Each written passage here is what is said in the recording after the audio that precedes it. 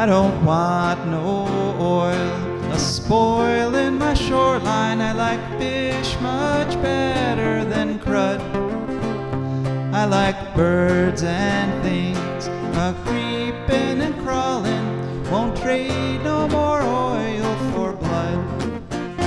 The sun done give us all we need to make this country run. But that black demon oil's got us fussing and fighting, and I do believe it's time we was done. I don't want them nukes run by them kooks who think radioactivity is fun. No more three-headed frogs or kids with leukemia. Nuclear power ain't fit for a dog. The sun done give us all we need to make this country run. But that nuclear power's got us fussing and fighting, and I do believe it's time we was done. No nukes!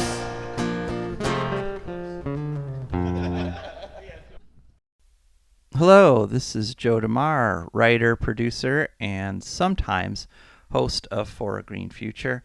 And before we get into this week's podcast, I just want to say that we got some breaking news, and that is, unfortunately, House Bill 434, the law that creates a nuclear authority that would have full authority over everything to do with nuclear power or any sort of radiation, got stuck into the budget bill.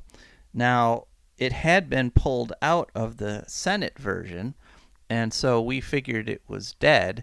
But on Friday, some people learned that it had never been removed from the House version of the bill that put the two House and Senate versions together. And so, in other words, it was still in. And I'm recording this at about 1 in the afternoon on July 4th. Governor Mike DeWine has until the end of today to line item veto it.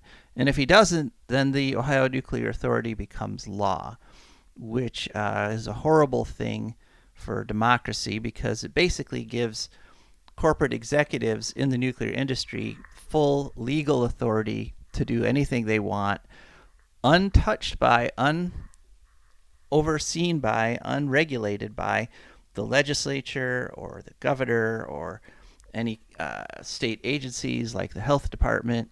No one can touch them. They can literally, or the public, yeah, Lord forbid the public. No one would be able to touch them. So heaven forbid this actually goes into effect. But right now, 1:15 p.m. on July 4th, pretty ironic, it is not looking good for democracy, folks. All right, now on to the regular program. Good morning, Toledo, and a very good afternoon to Columbus and Bowling Green, and a very big hello to those of you listening on the internet, wherever or whenever you may be. I'm your friend and host Shehbaz Khan, and you are one of the lucky ones who have managed to catch an episode of For a Green Future. This show, For a Green Future, is a show where we talk about ecology and the environment. And we talk about them in the ways that affect you, your wealth and health and happiness. And the wealth and health and happiness of Australians, New Zealanders, Andalusians, Zanzibarians, and along with the bacteria and mycoplasms, mice and whales. Pretty much everybody and everything, because, like it or not, we are all bound together by the web of life here on our lovely planet called Earth. So, we are going to chat a little bit here, and please feel free to call in and join us at 877-909-1007. I repeat, 877-909-1007. This is one of the best talk shows in Ohio, but it gets better every time you call in. You can also text at 419-973-5841. You can also text us at 419-973-5841. You can also send us an email at joe@joedemareforagreenfuture.org. That is joe@joedemareforagreenfuture.org. After we have a short chat this week, this week's show is going to focus on the health aspect more than usual. Our guest this week is Gillian Miller from the Ecology Center in Ann Arbor. She will be talking to us about the threat of bisphenol, the chemical that's used on receipt paper, and why you should think twice before taking that receipt that's being handed to you. I should think twice anyway because they keep filling up my purse with junk. I never use them for anything ever again, but I always say yes when they offer me one. It makes no sense. Now people, I think all of our listeners will realize that keeping them is not only junk, but it is harmful as well. Yeah, and your purse will be full and you will never be able to find anything. So there's that. It is going to be a quite eye-opener. Yes. Trust me on this. Okay. Wow. Okay.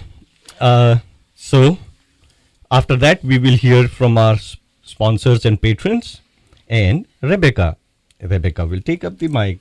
Rebecca, what are you going to talk to us? American alligators. Wow, sounds good. Because patriotism. Yeah. 4th is July, just around the corner, right? Right. Finally, we'll hear ecological news. Unfortunately, we have some bad news to report this week, but it's important news that's it's worth staying with us to hear. Of course, the big news here in Ohio is the sentencing of Larry Householder, yet another dramatic chapter in Ohio's HB6 nuclear scandal. He was finally sentenced on Thursday to the maximum penalty of 20 years in prison. We have been following HB6 from the very beginning. Haven't we, Rebecca? We certainly have. What's something about this whole HB6 mess that's stuck with you? Oh my. Well, there was a thing where when the petitioners went out to try to get it on the ballot, they would actually, the nuclear industry hired people to like surround and yell at them so they couldn't talk to anyone. That was exciting. But really, this past week has been the climax with poor old Mr. Householder going bye-bye.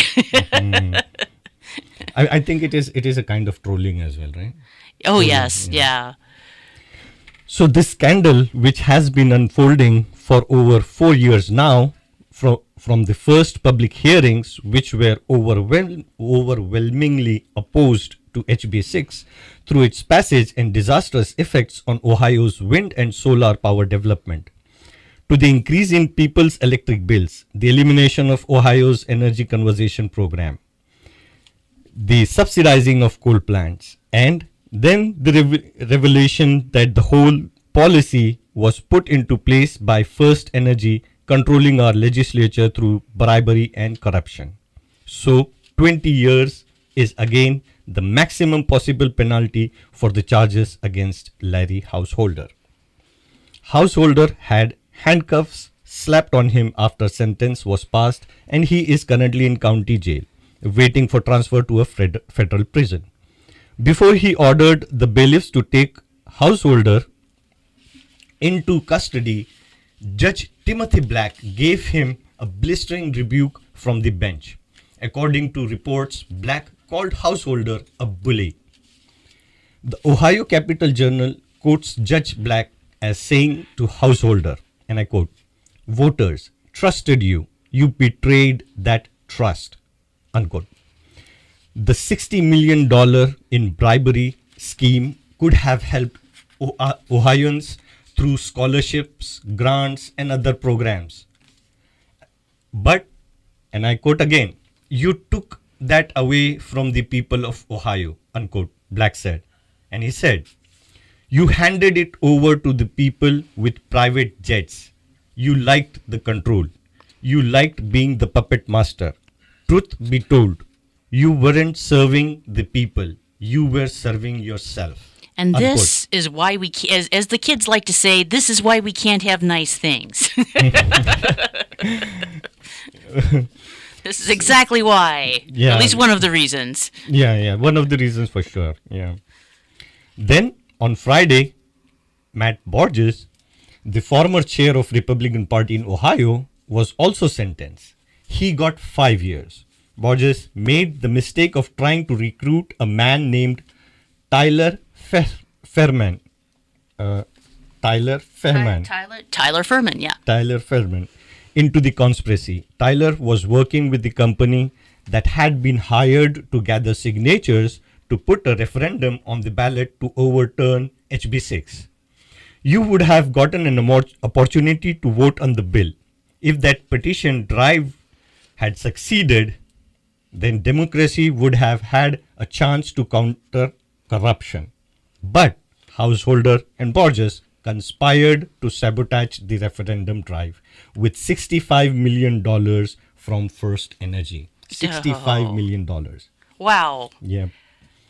So not only does nuclear power it's not economical, never has been economical, has always required massive infusions of cash and not paid off from the federal government, but also it's costing all this in bribes too, you know. Yeah, now when you say of it, it's a huge drain on society, in fact. Yeah, and now when you talk about that, it feels, it comes to my mind is kind of a double-edged sword. It is not only damaging us through the environment and ecology, but it is also disrupting the economic and the lives of people associated with them. Even the people taking bribes, they are not happy, right? I mean, they are getting punished either ways.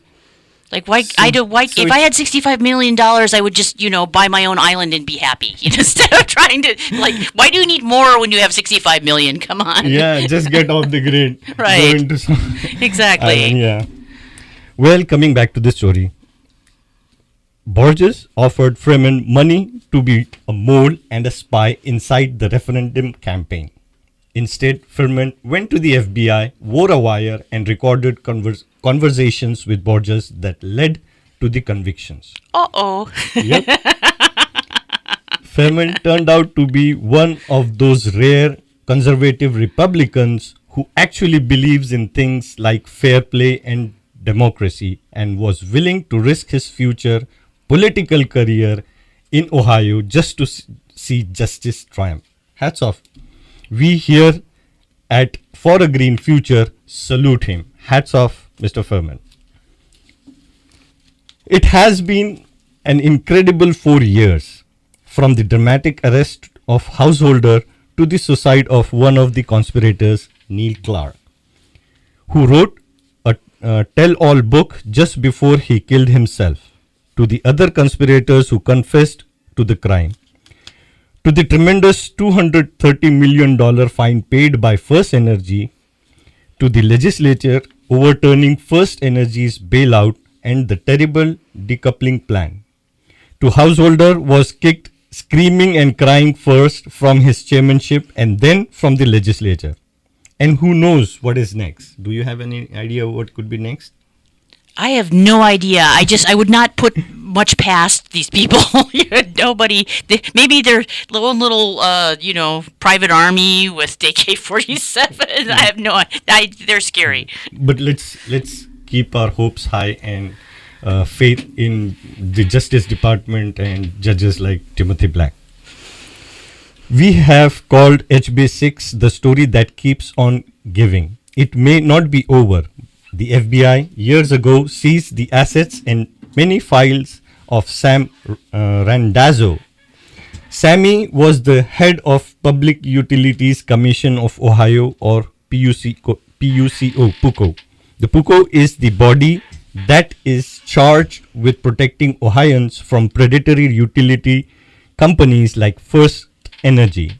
Governor DeWine, when he was considering appointing Randazzo, was warned repeatedly, both by his own aides and by many different public NGOs, that Randazzo was in the pocket of First Energy and would serve the company. not the people of Ohio, if he was appointed to the commission. They were right. We had to report here on For a Green Future that while he was head, he scuttled many wind and solar projects using the filmiest of excuses and reasoning. Projects that had created huge environmental studies and had modified placement of solar panels and wind turbines to minimize damage to the environment were thrown into the wastebasket by Randazzo at the last minute after years of negotiations. Everything he did while in the chair seemed to benefit First Energy's nuclear plants as well as AEP's coal plants, while stifling wind and solar power development. As part of the deal that First Energy struck with the Justice Department, the company admitted that they had paid Randazzo a full $4 million bribe just before his appointment. Can you believe that? $4 million even before he was appointed. How can I get something this man wants? We also know that Randazzo personally wrote much of HB 6 while chair of the PUCO, which could not have been more favorable to First Energy. Randazzo finally resigned from the PUCO after First Energy's admission and after the FBI raid. But he still maintains that even though First Energy admitted to bribing him, he never took any bribes. Just imagine that. First Energy also admitted to bribing householder, and he too has maintained that he never took bribes. Householders' guilt has been proven in a court of law. In our wildest fantasies here at For a Green Future, we imagine the Justice Department now going back to Randazzo, who has never been charged, and saying to him, "Look, your buddy just got 20 years. How old would you be in 20 years? Maybe you'd like to talk to us about what you really did back in 2019 and give us the names of everyone involved." It's a thought. A very good thought, I guess. Yes. Perhaps the most chilling aspect of all this was householders' defense, which basically was that taking money from corporations to write legislation and undermine democratic process like referendum wasn't bribery. It was just business as usual.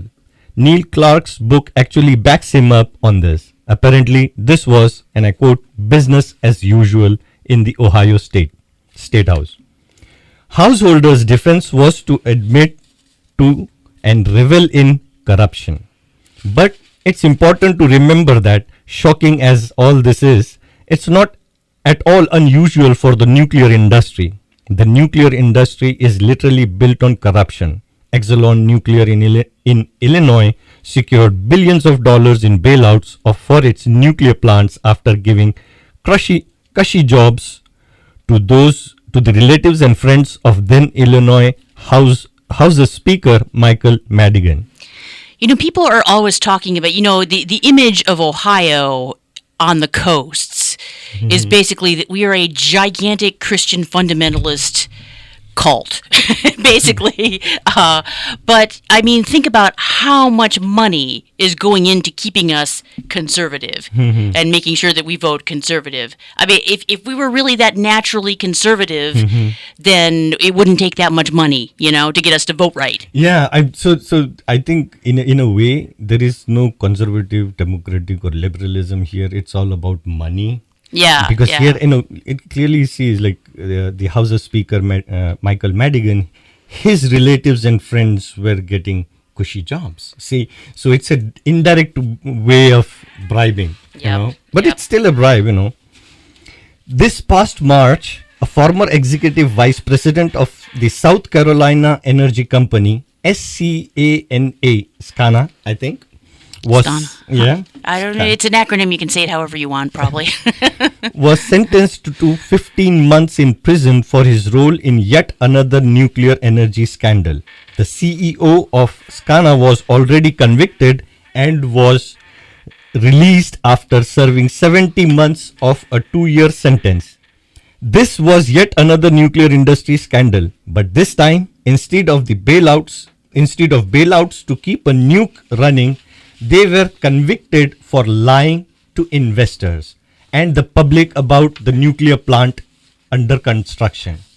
Like all nuclear plants, the VC summer plants in North Carolina found themselves hopelessly behind schedule and over budget. VC summer plants in North Carolina were behind schedule and over budget. What the SCANA executives did was repeatedly lie to the public and to the investors about the project's process.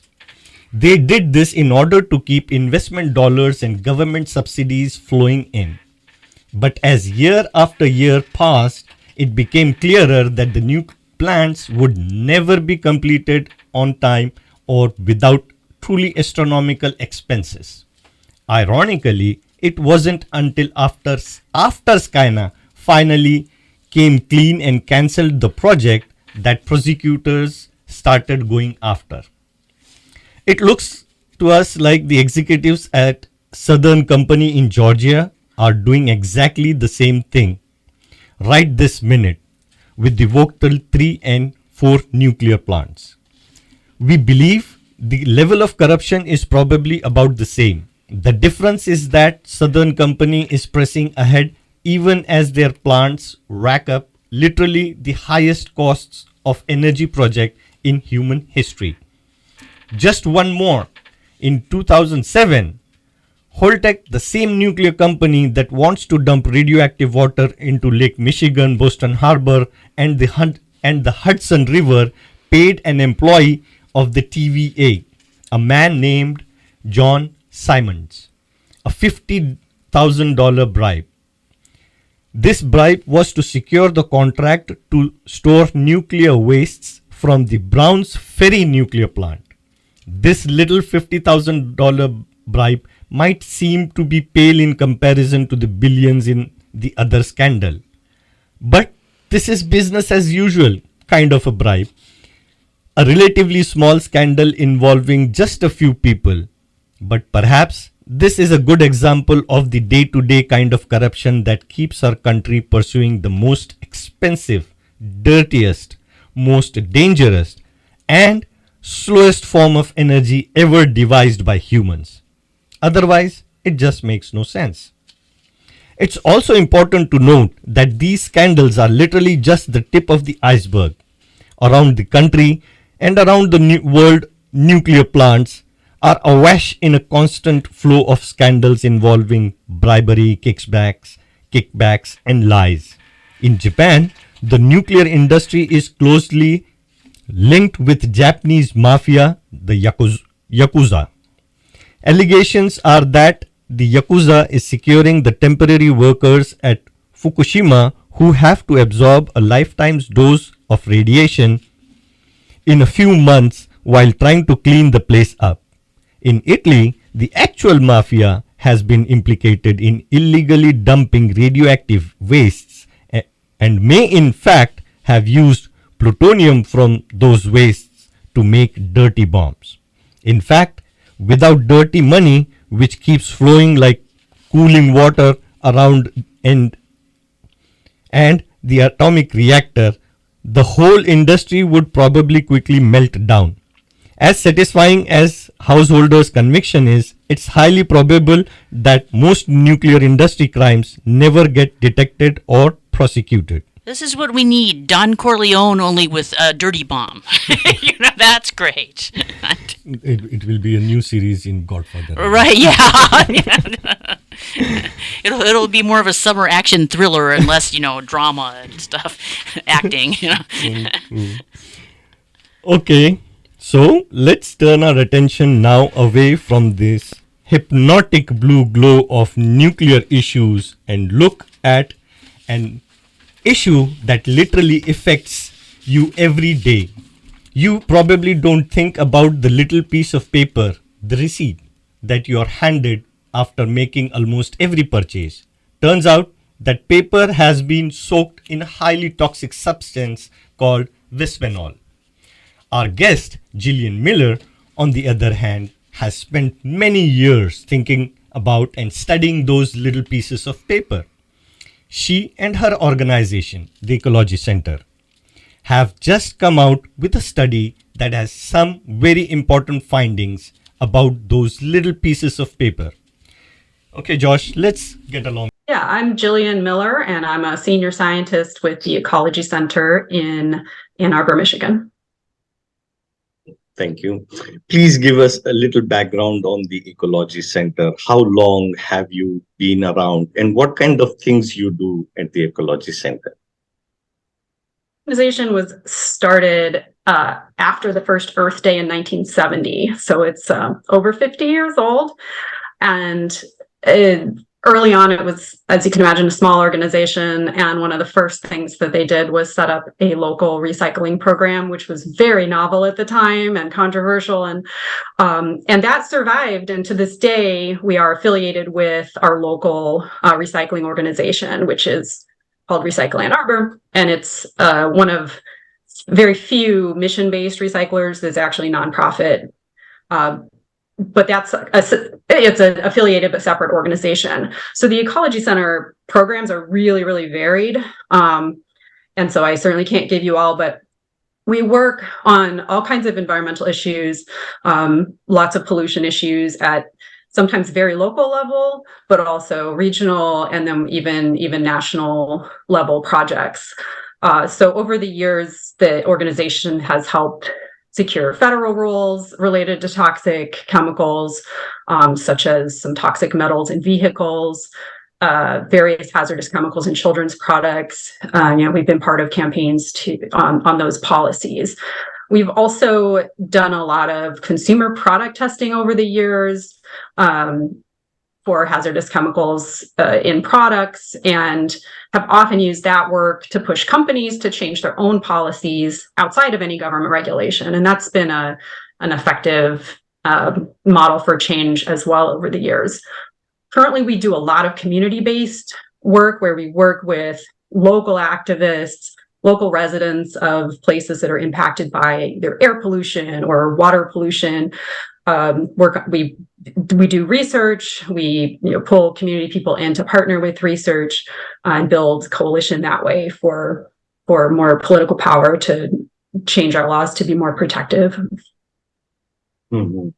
That's a wide range of activism for environment, I must say. That's very wide range, and not a huge staff, but but yeah. So it means I'm always working on multiple projects at once. So what is bisphenol? And apparently, I think it comes in various flavors like BPA and BPS. So please explain it to our audience. What is it, and what is the difference between the two?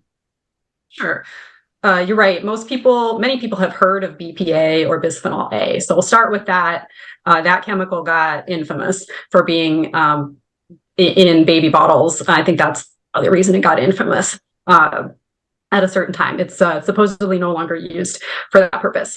But it's part of a class of chemicals called bisphenols, like you said, which chemically, and I'll keep this really, really brief, but it's two phenol groups. And phenol groups are similar to some of our natural hormones, like estrogens, and that is related to why they're hormone disruptors. So a bisphenol has two phenol groups. The two phenol groups can be linked up by different atoms. So BPA, BPS, there are different linkages for those two phenol groups. That's the basic difference. What are the dangers of BPA and BPS, and how long have we known about them? They're industrial chemicals that are synthesized. And BPA is really old. In fact, I think it's more than 100 years old, and has been used for so many applications I couldn't even really list them, but it's used as a precursor for plastic formation. That's one of the common uses. And for thermal paper used for receipts that we're going to talk about, that's a little more recent, but it's still several decades that BPA has been in use for thermal paper. BPS is also many decades old. People have had concerns about health impacts for a long time. decades, certainly. So there's a great deal of research on BPA, and there's getting to be a lot more research on BPS, which was thought to be a safe substitute initially, and it's really not. Turns out it's probably just as hazardous as BPA. Both of them are endocrine disruptors, meaning they interact with our natural hormone receptors, and that can cause all cascades of effects, including some endocrine-related cancers like breast cancer and prostate cancer. There's evidence that risk is increased of those diseases, as well as some thyroid issues. Also, possibly early puberty and other reproductive type issues, and some evidence for behavioral problems for people exposed in prenatally or in early life. Oh my God! I mean, that is so much. I mean, it's really heart-wrenching to see that it has such a vast impact and very adversely affecting. That is, I mean, it kind of shook me, honestly, the things which you said, how they are linked, and how they affect us and how they impact us, and we come across them in day-to-day basis. So I mean, that's very scary. So let me understand more, and also to our listeners, what do these chemicals do out in the environment? Do they break down? Well, interestingly, BPA and BPS do break down in the environment, and actually relatively quickly they break down compared to some other chemicals that we know about. BPA is especially rapid to be decomposed, and that also goes for in our bodies. They break down as well, like half-lives, meaning the levels reduced by half, occurs in less than a day for BPA. It's probably a few days for BPS, somewhere in that range. So that sounds like a good thing, and it is. However, the emissions of those chemicals to our environment is so frequent, it's essentially continuous, and so it's always being replenished. So anyone who tests human or other animal blood or urine or environmental samples like water, you'll always find these chemicals, because they functionally then are, it's like a persistent chemical because they keep being added to the environment. It's not always in high levels, but low levels can have impacts in the body too. And the impacts may be subtle and may not be, but they may not produce anything notable for many years. But it's one of these chronic low-level exposures that basically all of us cannot entirely avoid. So the next question is like, tell us about your report, and I quote the title, that is "More Than You Bargained For: BPS and BPA in Receipts." Tell us about your report. Enlighten us. Yeah, sure. Thank you. We tested store receipts in 2017, and we did it again in 2022 last year, where we get a lot of volunteers to send us receipts, and then we have a type of spectrometer in our lab that can pretty rapidly determine what kind of thermal coating is on that receipt paper. And I call it a thermal coating because that's the technology is called thermal paper. And the vast majority of retail stores and a lot of other places use this type of printer for receipts because it's quick, and apparently the ink lasts a long time. So they're quite preferred. Obviously, people did not used to use thermal printers before they were invented. They just had printers that printed on regular paper. But now it's almost ubiquitous. There are a few exceptions of stores that don't use this thermal paper. So anyway, since we can test quite rapidly, we can do hundreds of receipts, and that way we can get a profile of what's the marketplace using. Are there differences between different types of companies and that kind of thing? And so in 2022, we tested over 500 receipts although we reported on only a portion of those for our web-based report that you can access now, because we have a more detailed scientific paper that isn't published yet, but it's getting close. So that one has even more detail and even more receipts. For the web-based report, we tested 374 receipts, all from large companies, national or large regional companies. So these are like big chain stores, and they are named on the website report if you want to see, exactly where which stores we collected from, and that includes discount dollar stores and major home improvement retailers, which are categories of stores that we have some existing ongoing campaigns for those stores to improve their chemical policy. So we're especially pushing certain large chains to improve their receipt materials.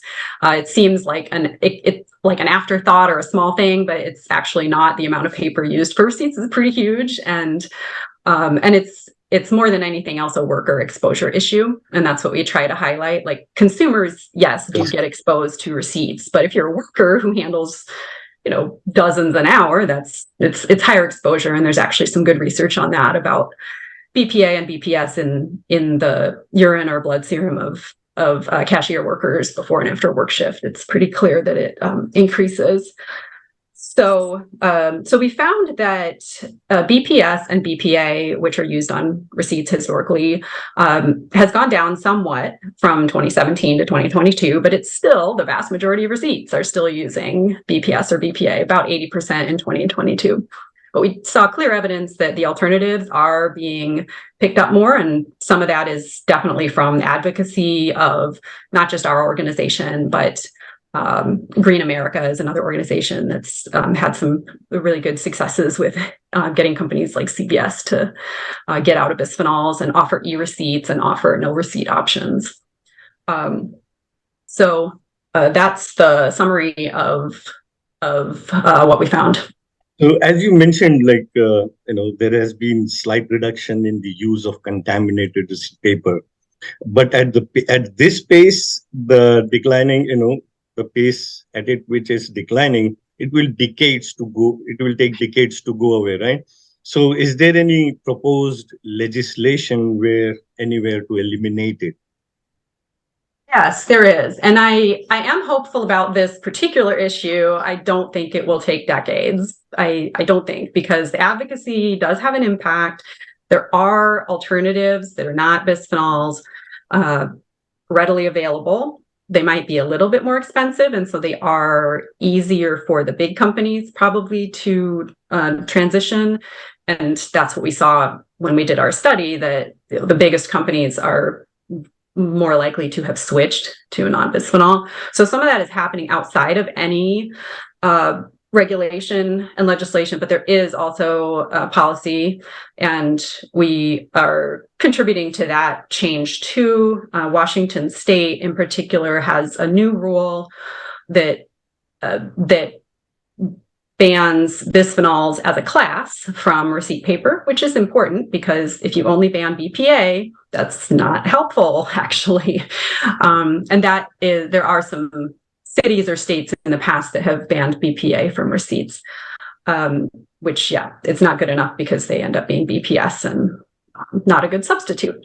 So Washington State has completed that regulation. I testified for a hearing about that back in the beginning of the year.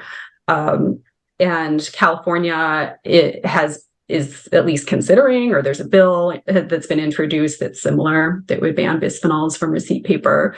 And the California bill, I believe, also proposes requiring a no receipt option or an e-receipt option for customers, which is something we've been pushing. That the number one thing you should do is, if you're a store or a place that uses receipt paper, is minimize the printing in the first place, whether that's offering an option or using electronic receipts.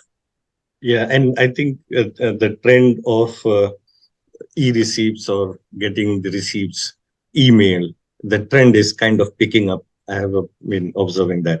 So as we talk about alternatives, there are alternatives, aren't there?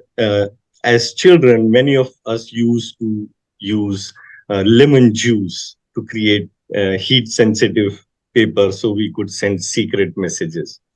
So what do we have as an alternative for this one?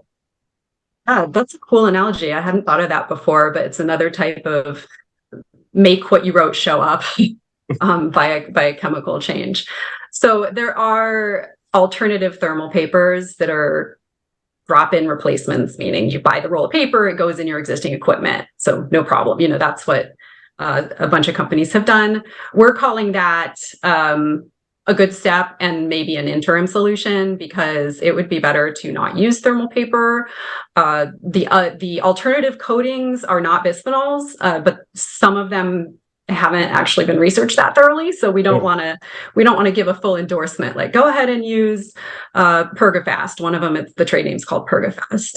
It does appear to be an improvement, but we don't want to completely endorse and say, okay, everybody use this, because it still needs a little more investigation, and it also makes the paper harder to recycle. In fact, I do not recycle any receipts anymore and throw them out, because the chemicals on the paper contaminate recycling streams. There's a lot of research on that too. So yes, there are alternatives, and we do think stores should use non-bisphenol thermal paper for receipts that they feel that they have to print. But our ask is, number one, minimize the printing in the first place. Yeah. So, one quick question. I have heard about this term eco-friendly printing or eco-friendly receipts. So is it, do you have any idea like what or how? I have seen some misleading labeling for sure. Mm-hmm. Most of the receipts that have printing on the back that say BPA free, most of those are BPS based. So I find that to be greenwashing or a little misleading. I'm trying to think if I've seen others there. I think there's a little greenwashing going on. So I wouldn't trust what the papers is on the back. So please feel free if you would like to add. This is one of many really varied projects that we have. And although they seem different, there are projects on all different types of pollution and chemicals are related in the sense that we still in this country tend to treat all industrial chemicals as innocent until proven guilty. And that's the foundation of these problems that we have.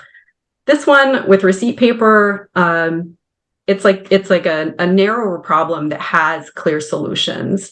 But the same fundamental regulatory failures have allowed this to happen, and also created the PFAS pollution and all kinds of other contamination issues.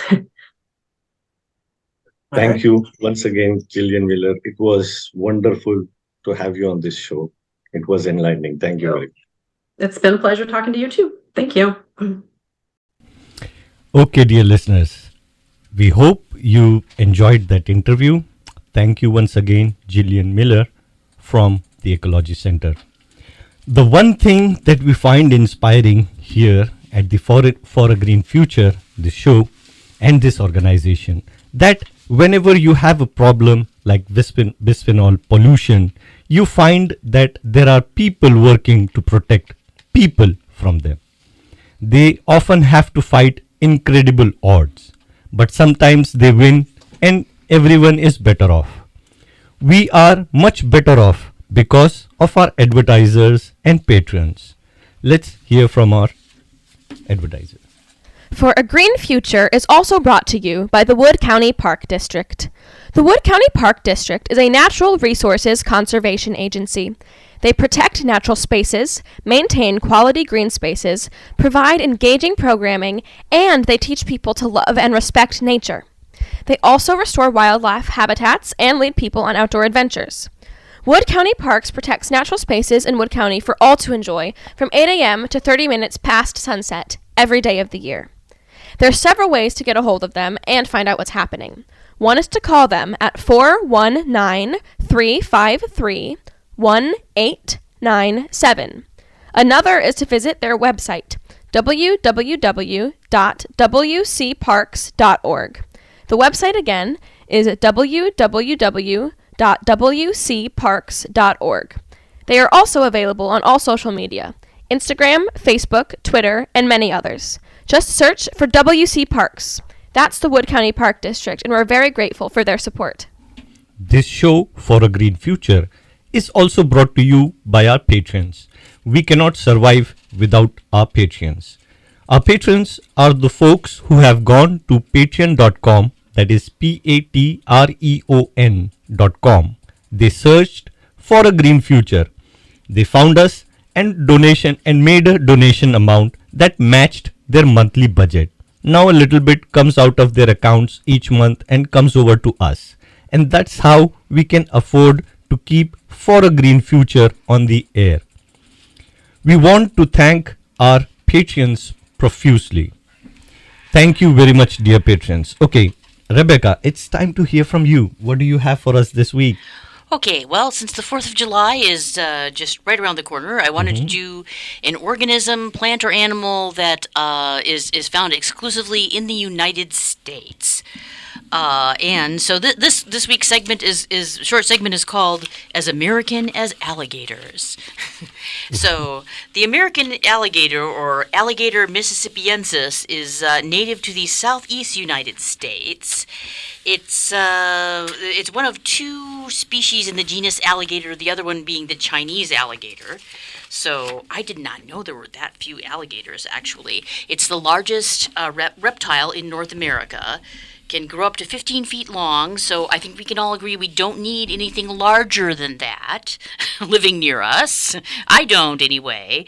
And they can be up to 1,000 pounds, although there are unverified reports of 19-foot alligators weighing 2,000 pounds. So that seems frightening, a little bit. The second largest species in the family, they are the second largest species in the family, Alligatoridae, I'm going to say, after the black caiman, which is the biggest. The females weigh in apparently at a dainty and petite 8 to 9 feet. My God. Yes, and they prefer subtropical and tropical freshwater wetlands, marshes, cypress swamps, all the way from South Texas to North Carolina. And you can sort of tell it from the American crocodile because it has a broader snout, overlapping jaws, darker color, likes salt water less and cold more than an American crocodile. I would just go ahead and back up slowly but faster than the alligator if I saw one, instead of trying to figure it out whether it's an alligator or a crocodile. But it's your life. You can lean real close and ask it if you want to. They are apex predators. Yes, they are. They eat fish, reptiles, birds, mammals, basically anything smaller than it.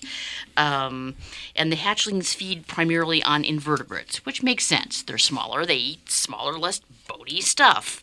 One of the important things they do, which I was not aware of, is they create something called alligator holes within a swamp, bayou, the Everglades, what have you, that are used a lot by other organisms. Alligator holes are ponds that are scattered throughout the swamp, made and occupied basically by mama alligators. Mm-hmm. So that's the place where they keep their, kind of a nest for their, children and kids and all that. Yeah, they have an actual nest either in or close to the water, usually, that's made out of dirt and vegetation, where they, but then when the babies get a little bigger, they venture out into a little pond and swim around and things, so it's kind of a bigger nesting site.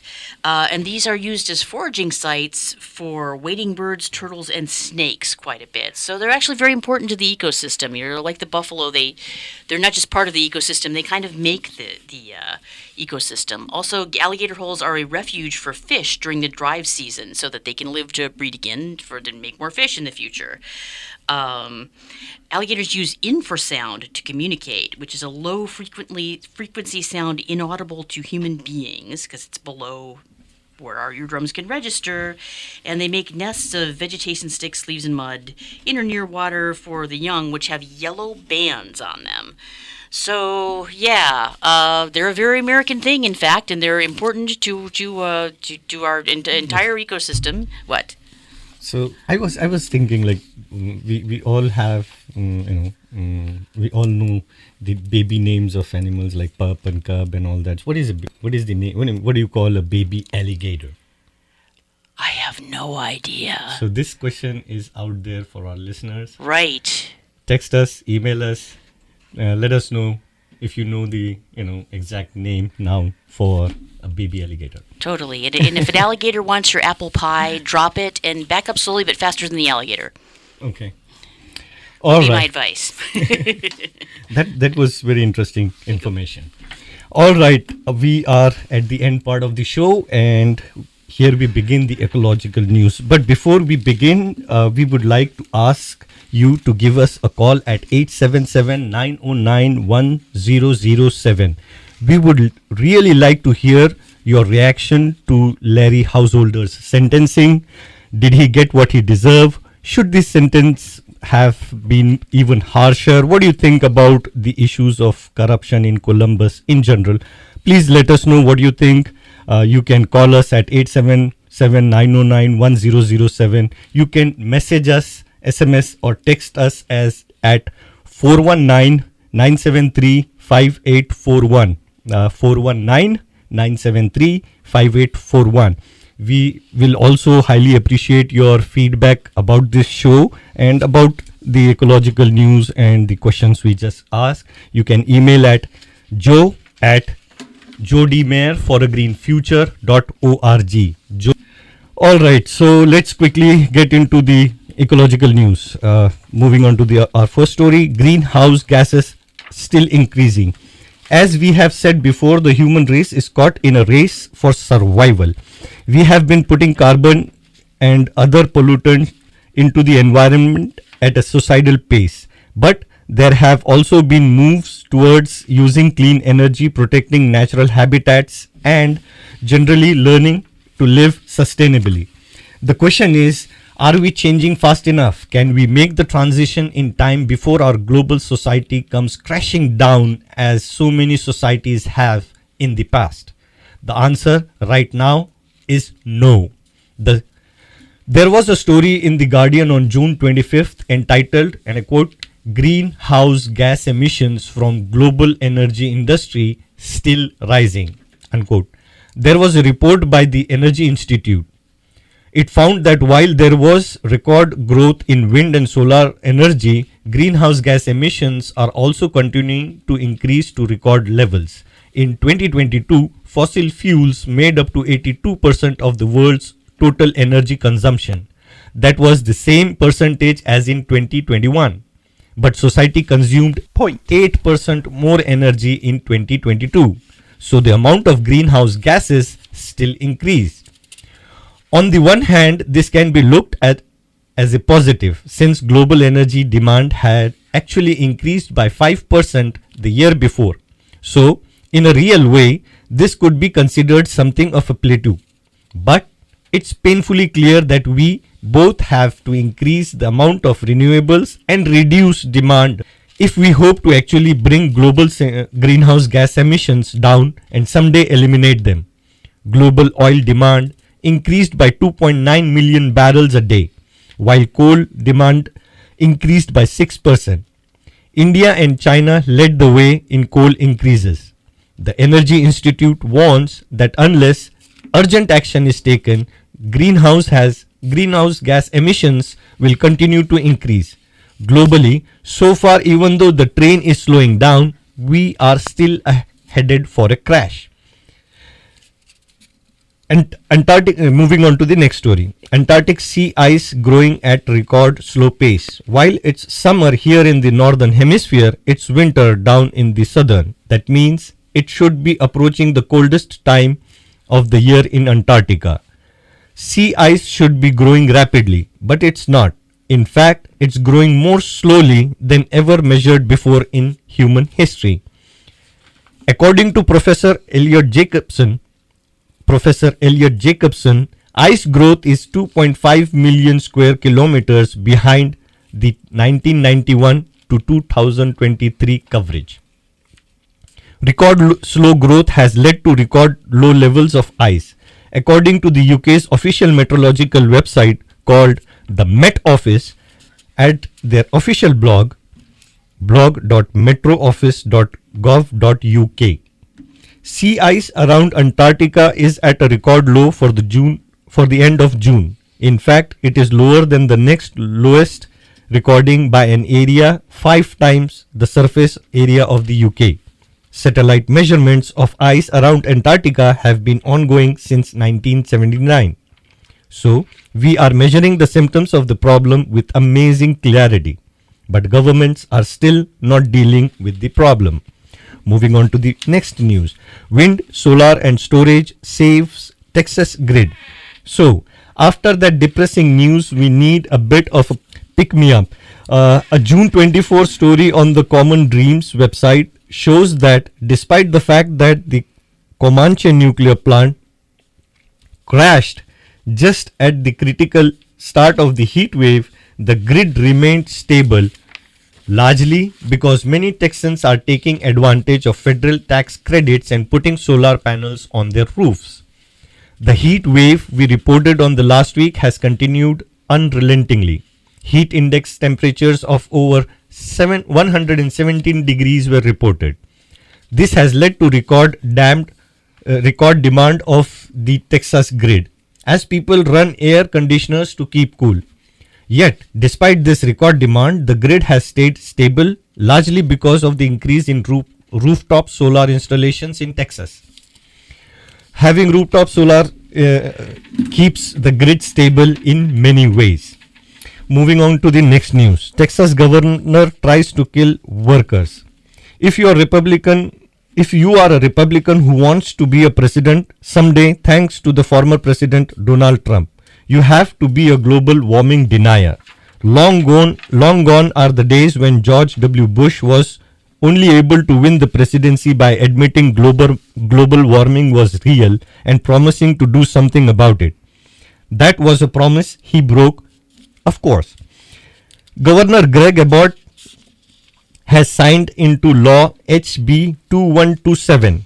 HB 2127. This bill creates a state law that says there can be no local ordinances mandating water breaks for outdoor workers. Some local Texas municipalities like Austin and Dallas has passed local laws requiring 10-minute water breaks for every 4 hours. So basically, twice a day for a few minutes. Outdoor workers like linemen or agricultural workers or roofers would be allowed a few minutes to get into shade and drink some water. This also limits municipalities' ability to create own regulations and laws. So, my dear listeners, I do have more stories, but we are running out of time. I personally and everyone here at For a Green Future, this show and this organization, we sincerely appreciate you being here listening to us on internet, on radio, on YouTube. Thank you very much. And before I close, my wonderful co-host Rebecca. Have a safe and happy 4th of July, everyone. Have a very safe 4th of July to everyone. Be safe, have fun. Thank you. I don't want them nukes run by them kooks who think radioactivity is fun.